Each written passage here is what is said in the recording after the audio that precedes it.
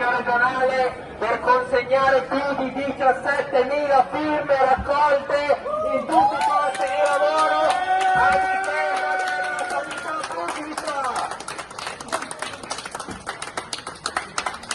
Chiediamo al Consiglio regionale del Veneto di approvare una mozione che chiede al governo nazionale di aumentare gli stanziamenti per la sanità pubblica. Le cittadine e i cittadini, i pensionati e le pensionate continuano a pagare di tasca propria per potersi curare. È inaccettabile! Basta la favola nella sanità veneta che funziona!